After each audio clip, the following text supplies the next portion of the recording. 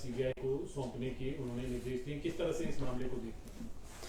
देखिए, विमल नेगी जी का जिस प्रकार से उनकी मौत हुई उसको लेके जो भी ये पूरा समय था,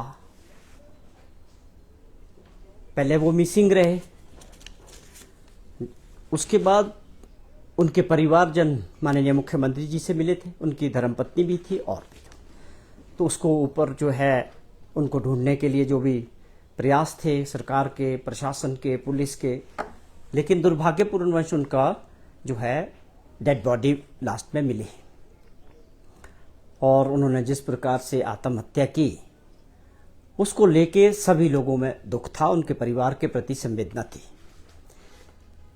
और जब उनकी डेड बॉडी मिली तो उनकी जो पहली बात हुई माननीय मुख्यमंत्री जी से, उनके परिवारजनों ने जो बात की, उनकी वाइफ की बात हुई।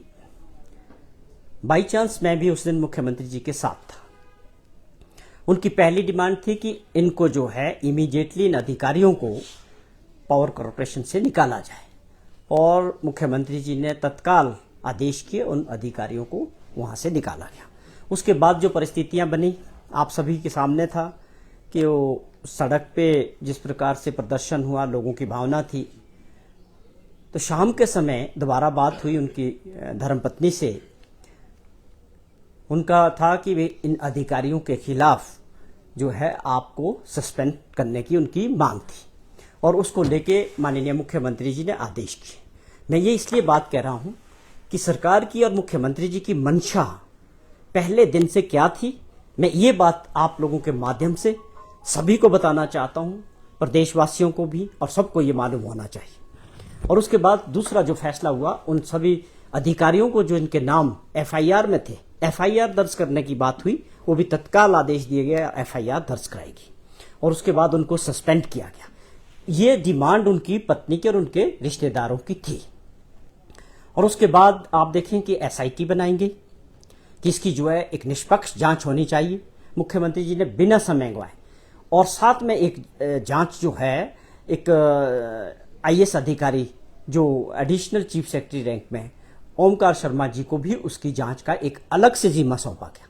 कहने का मतलब है कि हम सरकार हो, सभी लोग ये चाहते हैं और उस वक्त भी आज भी जो परिस्थितियां बनी कि उनके परिवारजनों ने जिस प्रकार ये हाईकोर्ट में मामला था कि और आज जो माननीय हाईकोर्ट का आदेश आया है जिसमें ये मामला जो है सीबीआई को इंक्वायरी के लिए सौंपने के आदेश हुए हैं, हम इसका स्वागत करते हैं।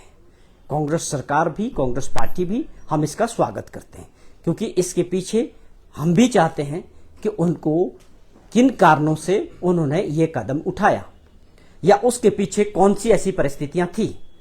ये उनके परिवार को अगर लगता है कि इसके पीछे कोई फाउल प्ले था, किसी का और कुछ कारण थे उनके आत्महत्या के पीछे, तो उसकी निष्पक्ष जांच करने का प्रयास सरकार ने पूरी तरह किया।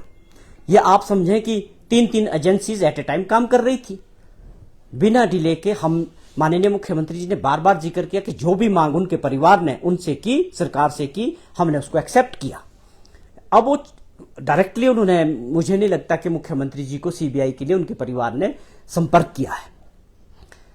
बीच में आप सभी इस चीज के गवाह हैं कि मुख्यमंत्री जी से जब आप लोगों ने भी प्रश्न किया इस मामले को लेके तो उन्होंने बार बार जिक्र किया कि मैं तो ओपन हूं, अगर सीबीआई को भी देना मुझे कोई एतराज नहीं, मैं खुद भी तैयार हूं।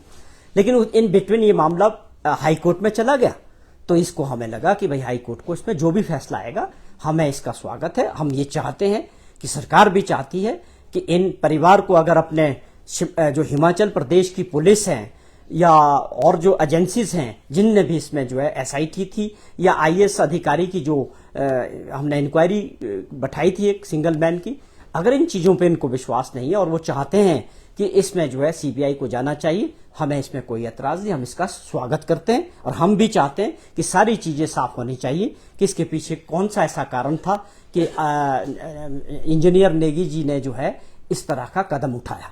तो इसमें हमें कोई परेशानी नहीं है, हम इसका इस सीबीआई जांच का पूरी तरह से स्वागत करते हैं। लेकिन सवाल ये उठ रहा है कि जिस तरह से पुलिस के अधिकारियों के ऊपर दबाव बनाया जाना, ऐसा कौन प्रभावशाली व्यक्ति है जो लगातार दबाव उनके ऊपर बना रहा था कि कभी पेन ड्राइव जो है वो घटनास्थल से जो है वो लाया गया, उसे फॉर्मेट किया गया, एक पुलिस अधिकारी एसपी शिमला की कार्यप्रणाली और एसपी शिमला और डीजीपी के बीच जो आपसी जो तनाव चल रहा है उसकी वजह से ये न्याय मिलने में देरी जो है वो यहाँ पर हो रही है। और सीबीआई अब देखिए, ये मामला जब हाई कोर्ट में चला गया, सब ने इंतजार किया। आज माननीय हाई कोर्ट ने जो आदेश किया है, अब सीबीआई को, जो आपके और हमारे हिसाब से देश की सबसे बड़ी एजेंसी है, ये मामला उसको चला गया।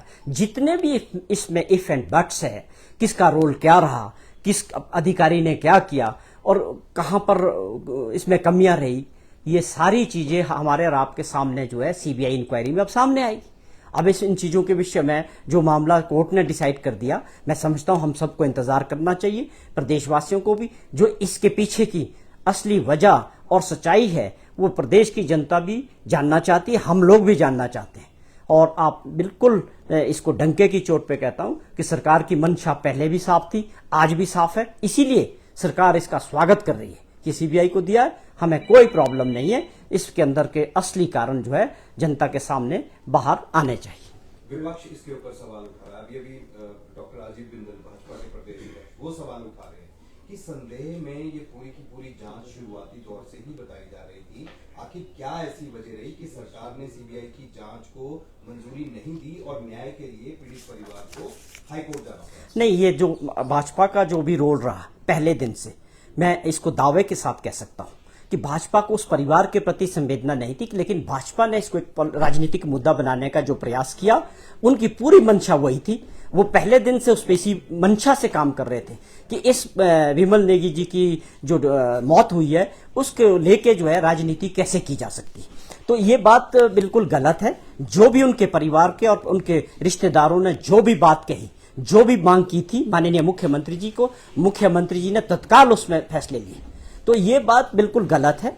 राजनीतिक दृष्टि से बिंदल साहब की या दूसरे नेताओं की ये जो है ये बयानबाजी है।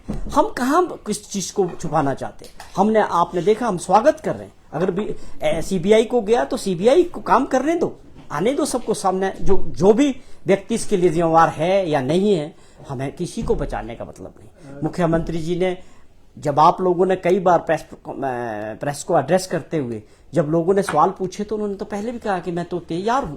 अगर उनका परिवार, उनके धर्मपत्नी मुख्यमंत्री जी से आके ये भी बात करती कि हमें इस सिस्टम पे जो ये इंक्वायरीज चल रही है, चाहे वो एसआईटी है, चाहे वो आईएएस ऑफिसर की जो टीम बनाई थी, उनके ऊपर उनको अगर विश्वास नहीं है तो वो मुख्यमंत्री जी से अगर मांग करते, मैं ये दावे के साथ कह सकता हूं मुख्यमंत्री जी इसके लिए तैयार थे।